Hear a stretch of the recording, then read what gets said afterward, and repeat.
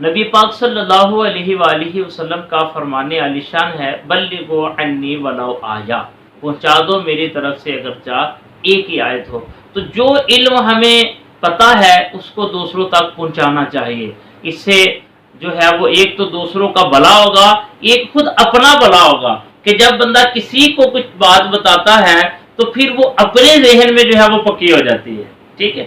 اور اس طرح پھر اگر بندہ مسلسل دین کے معاملات کو آگے لے جاتا رہے اور نیکی کی دعوت دیتا رہے، برائی سے منع کرتا رہے، تو الحمدللہ اس میں برکت آتی ہے۔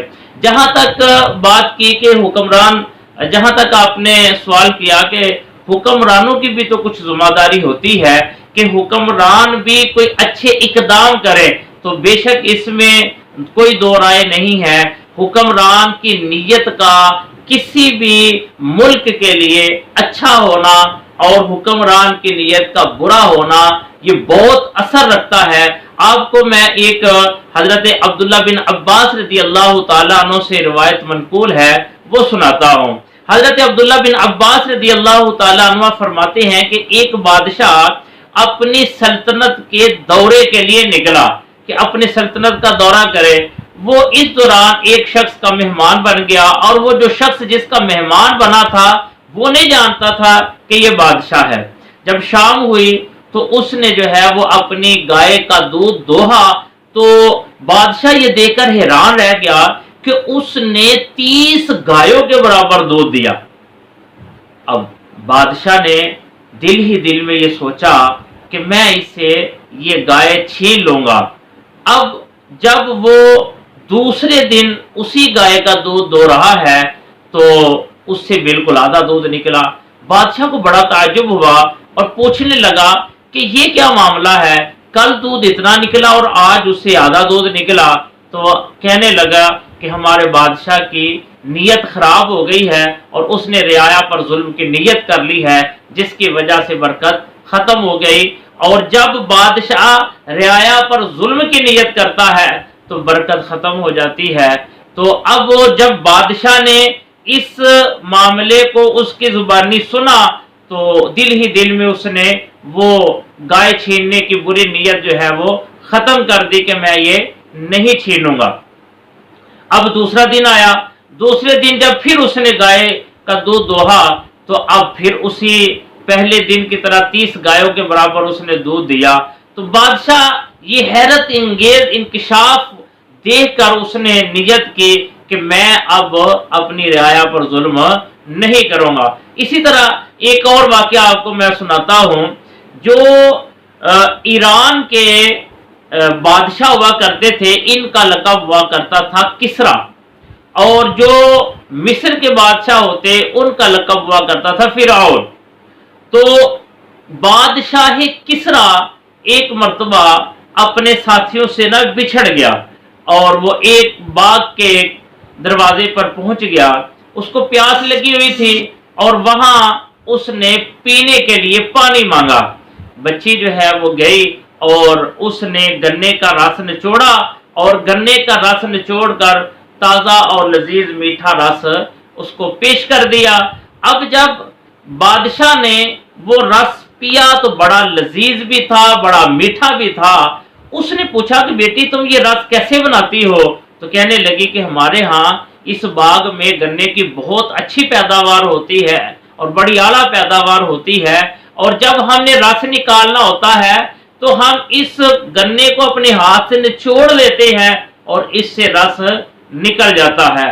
اس نے کہا کہ بیٹی ایک اور گلاس ملے گا؟ اس نے کہا ہاں۔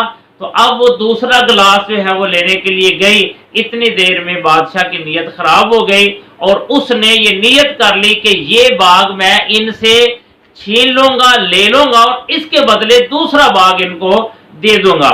تھوڑی دیر کے بعد وہ بچی جو ہے وہ روتی ہوئی واپس آتی ہے اور کہنے لگی کہ بادشاہ کی نیت خراب ہو گئی ہے، بادشاہ کی نیت خراب ہو گئی ہے، بادشاہ نے رعایا پر ظلم کی نیت کر لی ہے۔ بادشاہ کہنے لگا کہ تمہیں کیسے پتا چلا کہ بادشاہ کی نیت خراب ہو گئی ہے؟